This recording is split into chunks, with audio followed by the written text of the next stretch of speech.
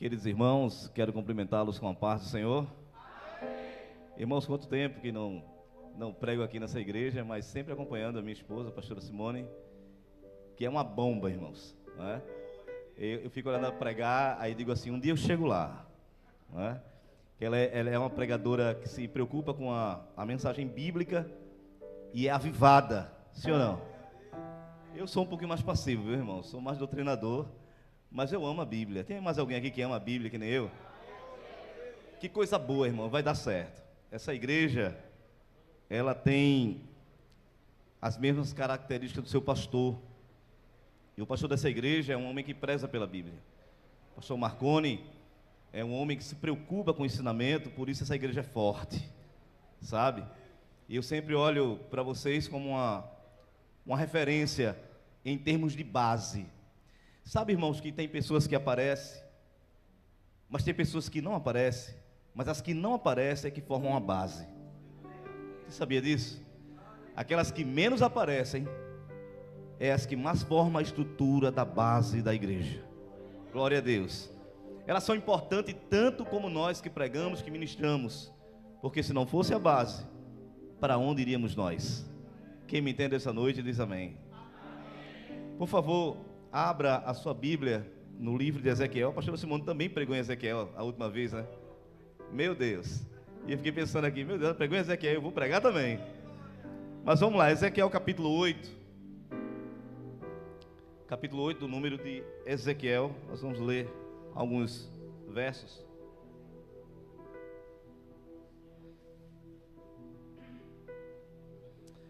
Glória a Deus. Todos acharam? Ezequiel, capítulo de número 8. O primeiro texto diz assim: sucedeu, pois, que no 6º ano, no mês 6º, e no 5º dia do mês, estando eu assentado na minha casa, e os anciãos de Judá assentados diante de mim, que ali a mão do Senhor Jeová caiu sobre mim. E olhei, e eis uma semelhança com aparência de fogo. Aparência de quê? Desde a aparência dos seus lombos, e daí para baixo, era fogo, e os seus lombos para cima, como aspecto de um resplendor, como cor de ambar. E estendeu a forma de uma mão, e me tomou pelos cabelos da minha cabeça. E o Espírito me levou entre a terra e o céu, e me trouxe a Jerusalém em visão de Deus, até a entrada da porta do pátio de dentro, que olha para o norte, onde estava colocada a imagem dos ciúmes, que provoca o ciúme de Deus. Quem diz amém? Eu queria que você fechasse seus olhos um pouquinho comigo. Senhor Deus, nada somos, meu Deus, mediante a Tua palavra tão grandiosa e poderosa. Nada temos se do alto não vier. Eu me ponho nesse momento, Senhor, à Tua disposição, e te clamo, usa de misericórdia, para que eu fale para a Tua noiva, para a Tua igreja, aquilo que o Senhor colocar na minha vida nessa noite de hoje, e não de mim mesmo. Em nome de Jesus eu te peço, amém. Diga amém. Queridos irmãos, houve um símbolo no meio do povo hebreu, no meio de Israel, depois que saíram da terra do Egito, em que simbolizava a presença de Deus. Era a Arca da Aliança. Quem me entende diz amém. Dentro da Arca da Aliança haviam 3 objetos que representavam a operação de Deus mediante a caminhada do seu povo desde a terra do Egito. Havia a porção do maná dentro da arca, havia a vara de Arão que florescera, e havia as tábuas dos 10 mandamentos. E aonde a Arca da Aliança chegava, todos entendiam que a presença do Deus vivo chegava junto com a arca. Aleluia. E a Arca da Aliança passou a ser um símbolo de grande importância. Ela passou a habitar na tenda do tabernáculo. Aleluia. Lá estava a presença do Senhor. Porém os tempos foram passando e o povo foi crescendo e se modernizando. E um dia o rei Davi, depois de tê-la recuperada, uma vez que no capítulo 4 de 1 Samuel ela foi roubada pelos filisteus, Davi, depois de rei, recupera a arca para Jerusalém. E ela continuou, irmãos, habitando em tendas. Ok? A arca da aliança do Senhor, ela continuou habitando em tendas. Davi, porém, já rei, ele olha ao seu redor e vê tanta gente lhe servindo, vê todo o luxo que podia ter um reinado da sua época.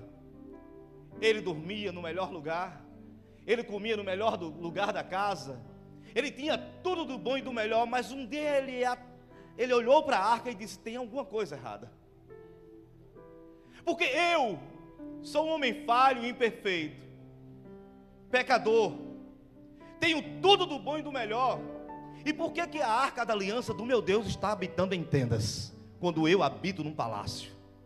Ele disse: isso não está errado, não pode continuar assim.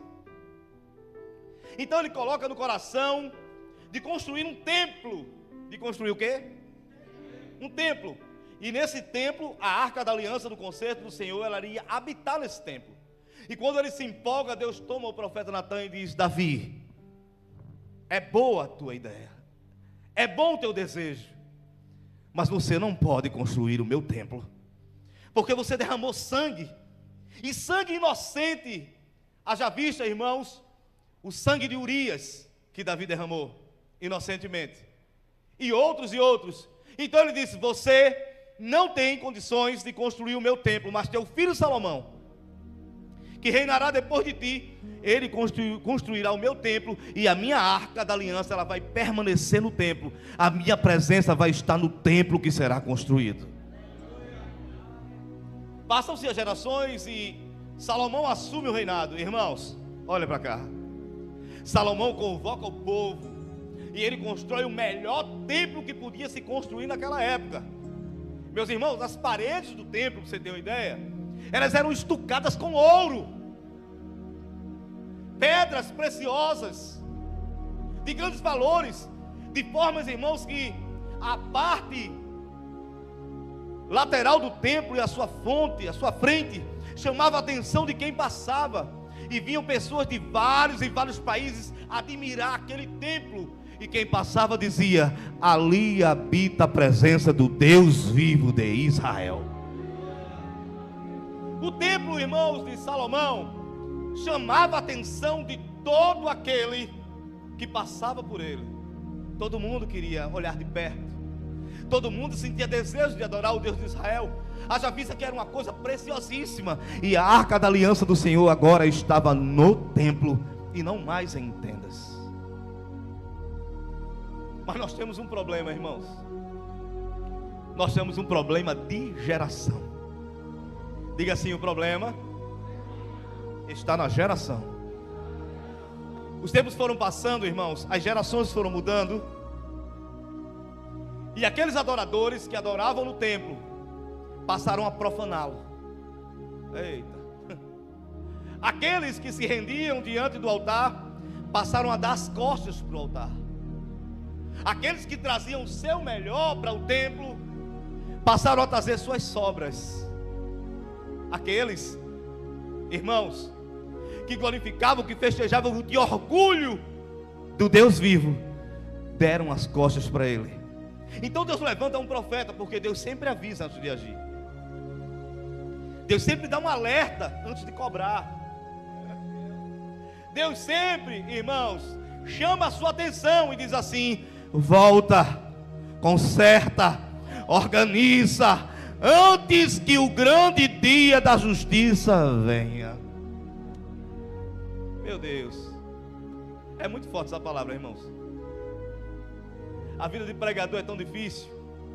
Você pensa que pregar aqui, nós somos super-heróis e toma aí a bomba? Não, a gente também leva a palavra de Deus. Da palavra de Deus ninguém escapa. Diga amém. Ninguém escapa. E toda vez que eu leio as cartas paulinas, eu entendo que eu preciso ainda melhorar muito diante de Deus. Toda vez que eu leio as cartas do apóstolo Paulo, eu entendo que eu ainda preciso aprender a ser crente. Aleluia. Ninguém escapa da palavra, irmãos. Diga glória a Deus. Então olha só, Deus levanta o profeta Jeremias, e ele começa a pregar uma pregação dura para a sua época. E ele dizia: consertem o que vocês estão fazendo dentro do templo. As coisas que estão acontecendo não estão fora do templo. As coisas que precisam ser consertadas estão dentro do templo. E é dentro do templo que precisa ser limpo, ser organizado, porque lá habita a presença do Deus vivo. E a mensagem de Jeremias foi ignorada pelo povo. E Deus usa ele mais uma vez e diz assim: se vocês não mudarem, eu trarei a correção sobre vocês. Jerusalém será assolada, o templo será destruído, será derrubado, Jerusalém será cativa. Voltem-se para o Senhor. Ô pastor Rubens, eles eram todos crentes, era o povo hebreu, estava lá em Jerusalém, mas estavam distantes de Deus. Não é o fato de estarmos dentro da igreja com a Bíblia. Não. Não é pelo fato de estarmos de terno, paletó, gravata. Não é o fato de falarmos em línguas estranhas, de cantarmos bonito ou de pregar bonito, que nos faz de igreja. Tem hora que precisamos de ajuste, sim, irmãos. Tem hora que precisamos de conserto, sim. Tem hora que precisamos mudar algumas coisas, botar as coisas em ordem, consertar aquilo que está nos afastando de Deus. Quer que eu fale uma coisa? Tem hora que nós crentes precisamos voltar para o Senhor. Irmãos, a gente não só volta para Jesus quando está desviado e vem para aqui para frente e ora. Não, tem hora que a gente crente está afastado também. Diga amém. Aleluia. E precisamos voltar, sabe? E Deus estava convidando o seu povo. Deus usava o profeta Jeremias, e colocaram Jeremias no calabouço, na prisão, colocaram um jugo em seu pescoço, mas ele não deixava de pregar aquilo que Deus enviava para ele. E o tempo passou, irmãos, e sabe o que aconteceu? Deus levanta o corretivo, e ele se chamava Nabucodonosor. Deus levanta os babilônicos, os caldeus. Eles fazem um cerco em Jerusalém, e todos estavam sem entender, mas a mensagem do profeta foi pregada e ninguém queria aceitar. Pastor Rubens, o senhor leu em Ezequiel, por que o senhor está falando de Jeremias? Calma, vou chegar lá, fica tranquilo. Jesus está no controle de tudo, diga amém. Mas ele vai lá, e Nabucodonosor cerca Jerusalém e invade Jerusalém pela primeira vez. E nessa invasão que ele invade, ele destrói casas, destrói comércios, destrói parte da cidade, porém o templo estava intacto. Quem está me entendendo até aqui? O templo de Jerusalém estava intacto, não foi mexido. Amém, irmãos? Porém, uma levada de judeu foi cativo para Jerusalém. A tristeza era grande, de formas que eles penduraram as suas harpas, seus instrumentos musicais. Os tangedores que existiam em Jerusalém, aqueles que tangiam seus instrumentos, penduraram nos salgueiros, e eles ouviam xingações e zombamentos, dizendo assim: canta os louvores de Sião. E ele dizia: como é que a gente vai cantar em terras estranhas? E como que vai reclamar de Deus, se a culpa está em nós? Como vamos ter força para questionar com o Senhor, se o problema foi causado por nós? Aleluia, aleluia. Então, irmãos, não havia motivo para cantar. E nessa levada, o profeta Ezequiel foi levado. Deus havia levantado esse homem, que seria sacerdote, mas Deus implantou um ministério profético em sua vida, como foi pregado pela pastora semana passada. Só que um dia ele estava em sua casa. Ezequiel tinha casa, diga assim, Ezequiel tinha casa na Babilônia. Ele tinha sua casa lá. E sabe o que ele fazia em sua casa? Como um pastor, ele recebia os anciões de Jerusalém. O tempo que eles tinham, eles iam para a casa do profeta Ezequiel, porque ele sabia que ele era um oráculo de Deus. Eles sabiam que o profeta Ezequiel era um instrumento de Deus de visões.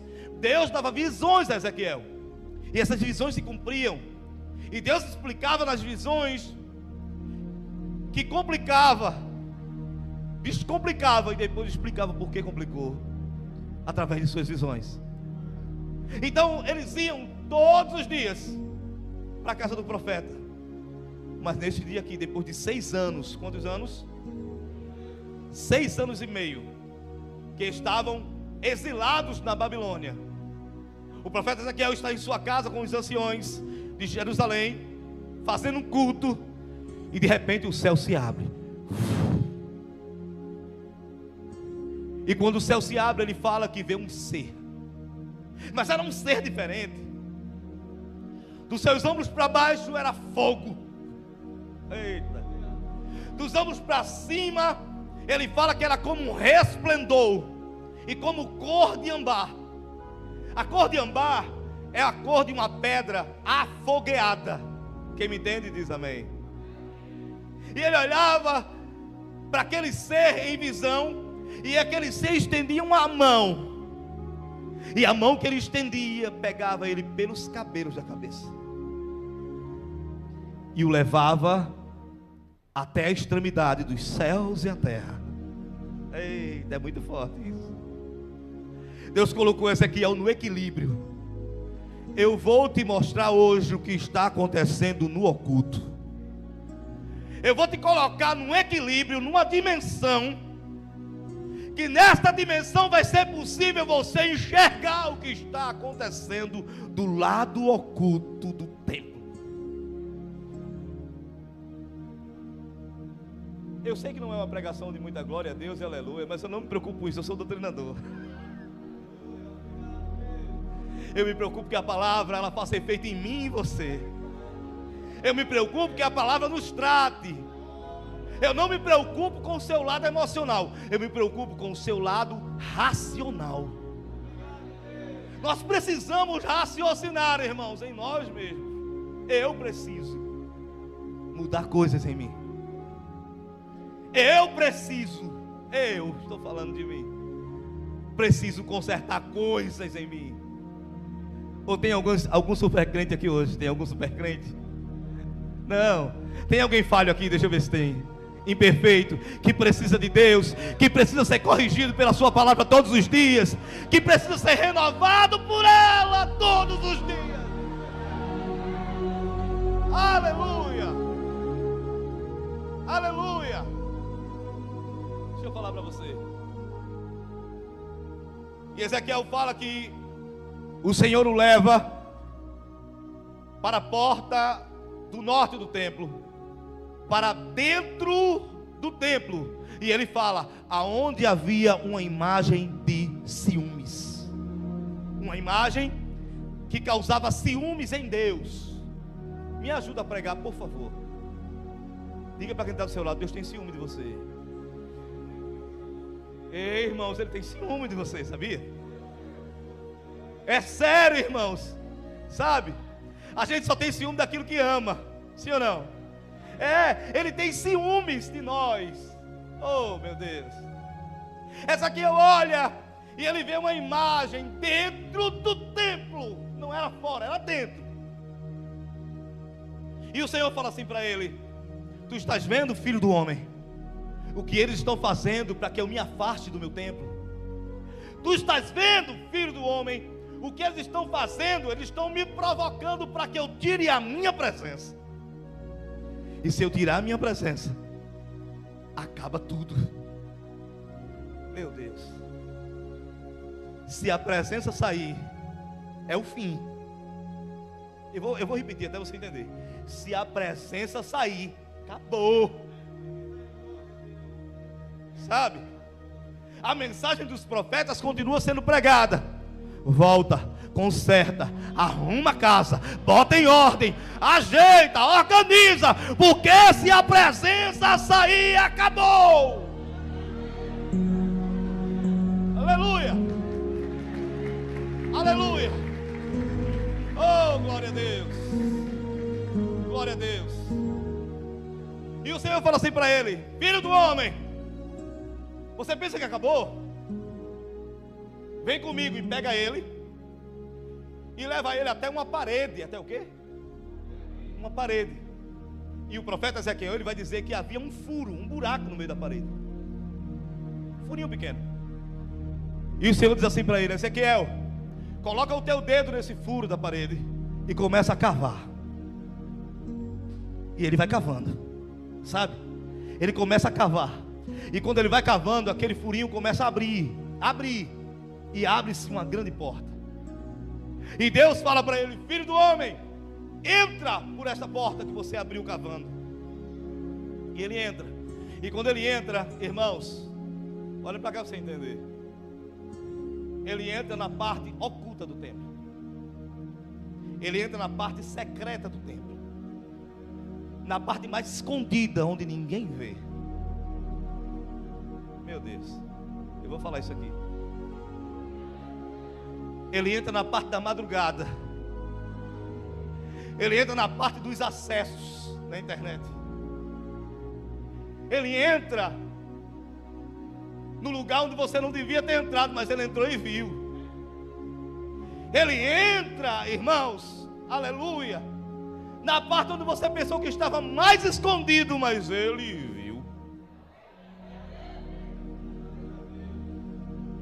E quando ele entra, ele diz: filho do homem, olha. E ele olha e havia os 70 anciões. Quantos? 70 anciões. E tinha alguns deles da linhagem sacerdotal. Estava lá. E Deus fala assim: filho do homem, vê o que eles estão fazendo. E ele olha, e estavam todos virados para a parede, adorando imagens de répteis. Répteis normalmente eram imagens que haviam no Egito. E eles haviam aderido esses deuses, essas entidades, para dentro do templo. Estavam numa parte oculta. Por que estava oculta, pastor? Porque ali eles adoravam seus ídolos e depois saía dali e vinha para o altar falar de Deus. Estamos vivendo dias difíceis, irmãos. A igreja está atravessando momentos, dias difíceis. Jesus está voltando para buscar a sua igreja santa. E nós precisamos olhar para nós mesmos, queridos, e buscar a santidade no Senhor. Porque se não tivermos cuidado, a modernidade, o mundanismo, eles irão nos afastar, nos distanciar do Senhor. Aleluia! E quando a gente vê o templo de Deus, que hoje somos nós, já estará invadido de coisas ocultas. Diga glória a Deus. Filho do homem, Senhor, você pensa que é só isso? Vem comigo. E ele leva ele.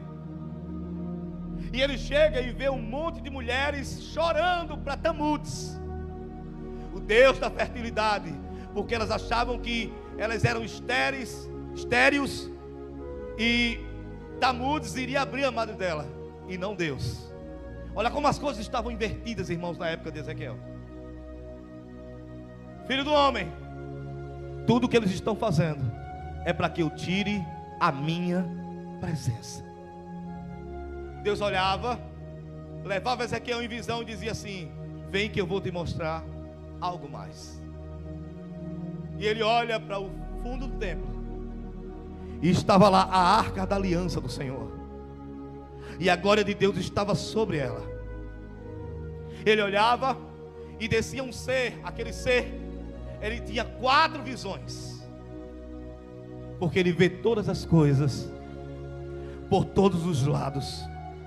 Ninguém escapa da sua visão, ninguém escapa dos seus olhos, ninguém se oculta dele. E desciam rodas e as rodas estavam cheias de óleos, e as rodas passavam uma dentro da outra, e ia até o templo onde estava a aliança do Senhor, a arca da aliança. E Deus dizia: filho do homem, olha o que eu vou fazer. E as rodas pegavam debaixo da arca e suspendiam a arca. Deus dizia: eu avisei, eu falei, eu usei meus profetas, e eles não acreditaram. A minha presença hoje será tirada de Jerusalém. E ele olha e vê a arca da aliança subindo. E quando a presença sai, irmão, sabe o que acontece? Jerusalém é invadida pela segunda vez, porque não havia mais a presença de Deus. Deixa eu falar uma coisa para você essa noite de hoje. Eu queria trazer um monte de chave hoje para cá, irmãos, mas não sou chaveiro, eu sou pregador da palavra. Eu queria trazer um monte de porta aberta, mas eu não tenho nenhuma para você hoje. Eu tenho uma palavra de Deus que vai edificar a tua vida. Sabe por que você está de pé ainda? Porque a presença de Deus ainda está aí. Sabe por que você está reagindo? Porque a presença de Deus ainda está aí. Sabe por que você tem sido sustentado? Porque ainda existe a presença dEle. Mas se ela sair,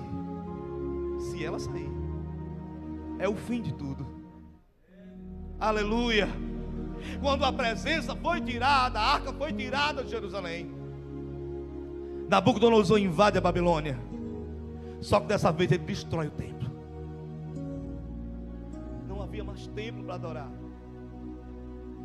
Você sabe por que não tem mais chance para adorar a Deus? Não tem mais como. Você sabe o que é ficar sem ter oportunidades, condições de adorar o Senhor? Não tem mais liberdade, não tem mais como sentir a graça, a glória dele, a presença que envolve, que restaura. Não tinha mais. Acabou o templo, porque os babilônicos invadiram e destruíram tudo. Mas Deus, por quê?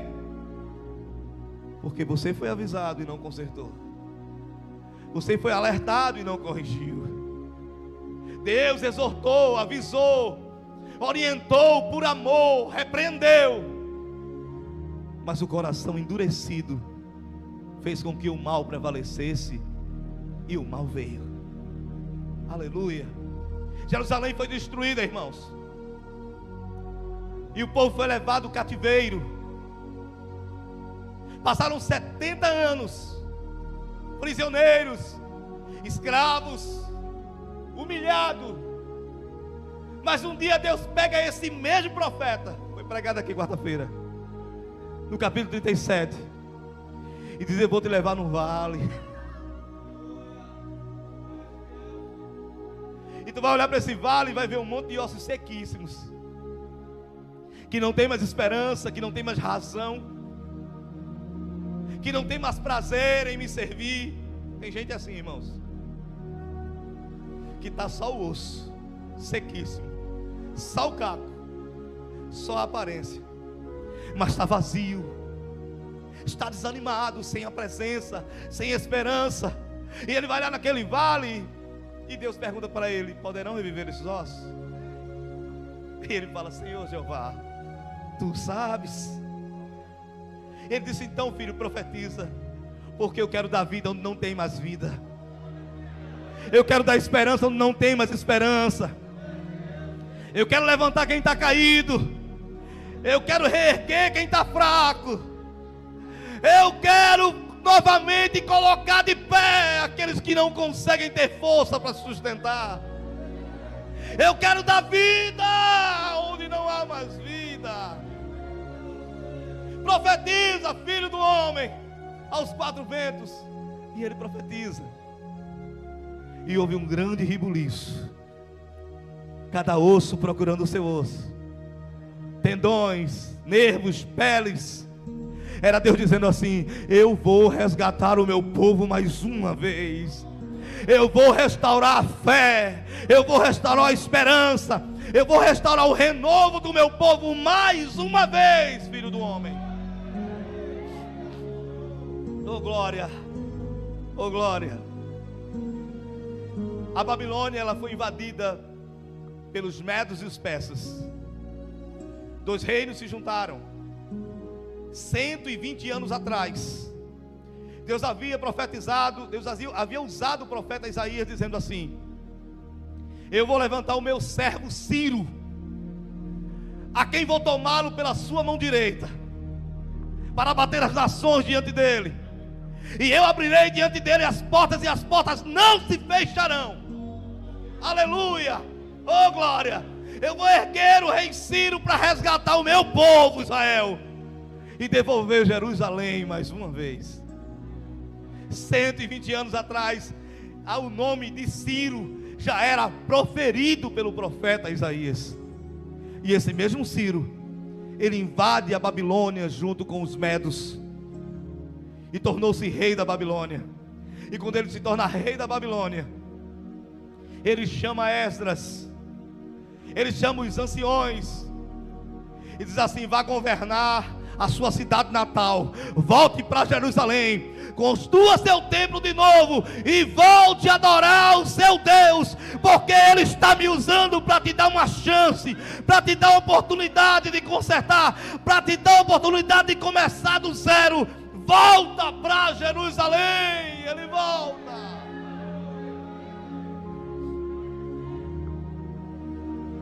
O que me chama a atenção, queridos irmãos, é que quando a primeira levada de judeu volta para Jerusalém, já estou encerrando, eu tenho 5 minutos, 6 minutos. Quando eles voltam para Jerusalém, amados irmãos, constroem o templo novamente, mas não tinha mais a mesma beleza, não tinha mais ouro, não tinha mais pedras preciosas, não tinha mais aquele brilho, não chamava mais atenção como antes, não era mais o mesmo templo. E eles se entristecem, mas Deus toma o profeta Ageu. Oh meu Deus, Deus sempre tem os seus profetas para a hora certa. E Deus brada e diz assim: não se preocupem, porque a glória desta última casa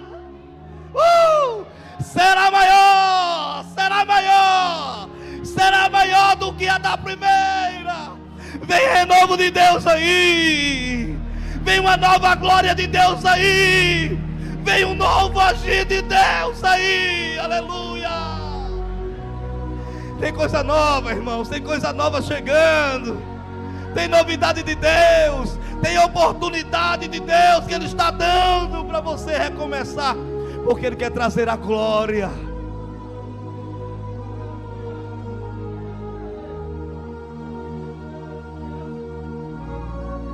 Eles não tinham entendido a situação, aleluia. Mas o que Deus estava falando é que Ele iria enviar o filho dele, Jesus de Nazaré, e através da sua morte na cruz do Calvário, o véu do templo iria se rasgar, e não ia haver mais obstáculos, porque Deus não ia mais habitar em templo feito por mão de homem. Agora o templo seríamos nós. Me ajuda a pregar, por favor, me ajuda. Fala para ele, fala para ela: o templo agora é você. Ei, irmãos, a beleza agora está em você.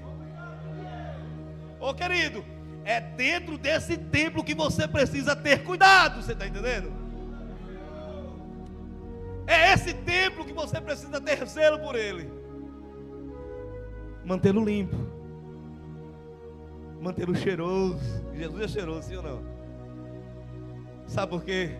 Porque a glória desta última casa, desse último templo, é bem maior do que a da primeira, porque nesse aqui Jesus habita, o Espírito Santo habita, Ele mora, aleluia, Ele limpa, Ele sara, Ele restaura. É esse templo que Ele tem interesse hoje. estamos dentro dessas quatro paredes. Esse é um ambiente onde congregamos, mas é dentro de você que o Espírito do Senhor habita. Aleluia, aleluia. O Espírito Santo está aqui hoje porque você está aqui. Ele está aqui hoje porque você veio.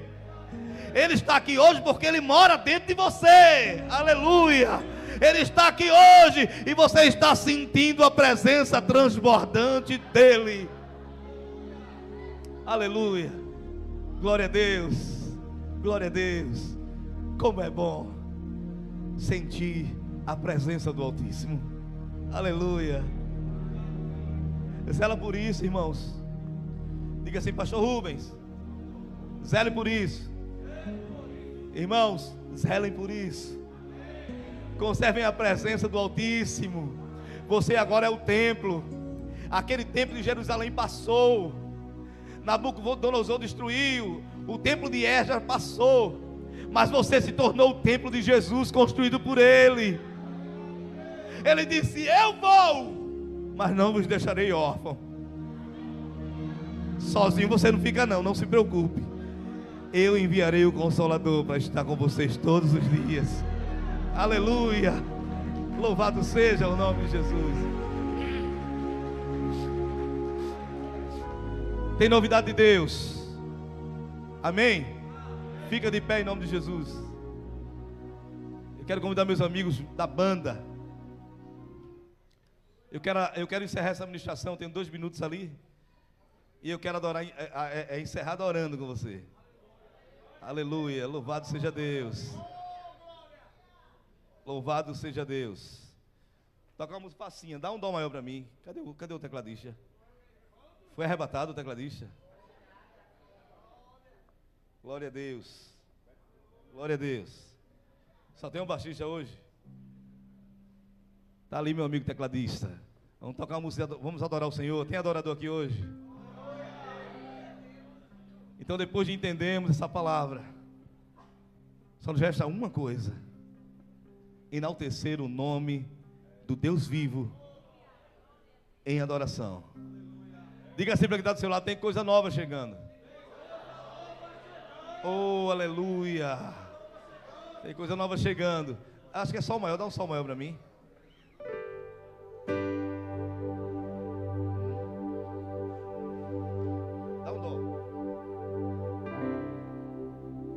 Vocês pegam melhor, não estou lembrado do tom. Vem me visitar hoje aqui. Eu quero conhecer mais de ti. Espírito vem, Espírito vem, Espírito Santo. Espírito vem, Espírito vem, Espírito Santo. Eu quero viver algo novo. Faz meu coração arder de novo, fazendo todo medo desaparecer, trazendo sobre mim um novo amanhecer. Eu quero viver algo novo. Vem me visitar. Vem me visitar hoje aqui. Eu quero, Senhor. Eu quero conhecer mais de ti. Espírito vem. Espírito vem. Espírito vem. Espírito Santo. Espírito vem, Espírito vem, Espírito Santo. Espírito vem, Espírito vem, Espírito Santo.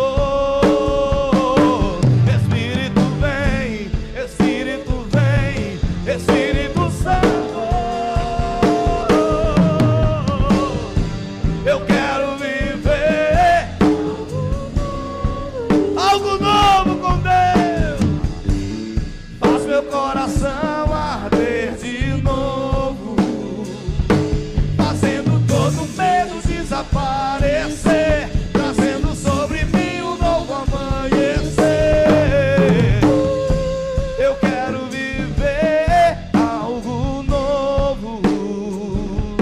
Santo Espírito.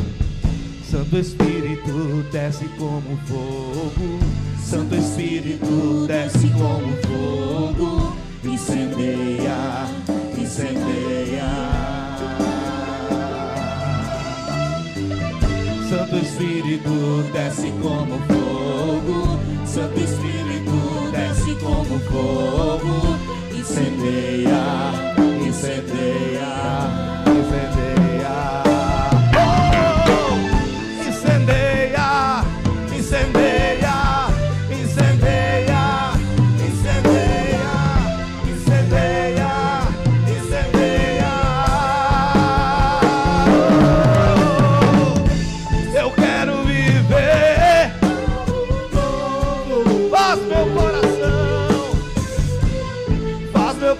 Arder de novo, fazendo todo medo desaparecer, trazendo sobre mim um novo amanhecer. Eu quero viver. Tem alguém essa noite que quer viver algo novo com Jesus? Oh, aleluia. Pode continuar cantando. Você que está aqui essa noite, que não entregou sua vida para Jesus ainda, que não fez uma aliança com Ele ainda, que precisa se tornar templo e morada dEle. Se quiser entregar sua vida para Ele, vem para cá, vem aqui para frente. Nós queremos orar por você. Já tem vida ali vindo para Jesus. Todo medo desaparecer, trazendo sobre mim um novo amanhecer. Olha que coisa linda. Eu quero viver algo novo. Já temos uma pessoa aqui. Cadê a segunda pessoa?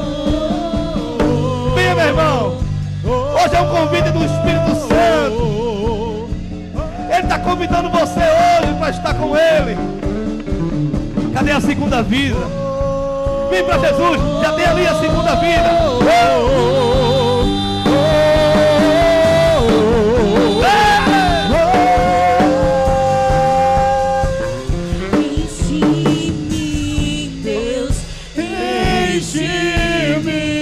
Cadê a terceira vida? Já tem duas aqui. É pra Ele. É pra Ele. É pra Ele. Cadê a segunda vida? A terceira. Cadê a terceira? Vem pra cá, irmão. Sai daí do que você está. Eu sei que a palavra te alcançou hoje. Eu sei que a palavra teve encontro com você hoje. Eu sei que o Espírito Santo falou com você, falou o seu coração. E Ele quer derramar a glória dele sobre você. Ele quer fazer você transbordar. Tem uma experiência nova com Ele. Até transbordar, derrama a sua glória, derrama a sua glória. Cadê a terceira vida para Jesus? Nós queremos orar por você. Quando essa igreja ora, você sabe o que acontece? Você é ligado no céu. Isso é muito forte. Jesus deu essa autoridade à igreja, porque Ele falou: aquilo que tu ligares na terra será ligado, conectado com os céus. E essa igreja hoje aqui quer orar por você, para que você seja ligado nos céus como essas duas vidas que já estão aqui hoje. Se tiver mais alguém, venha. Estou passando aqui para o meu pastor Marcos.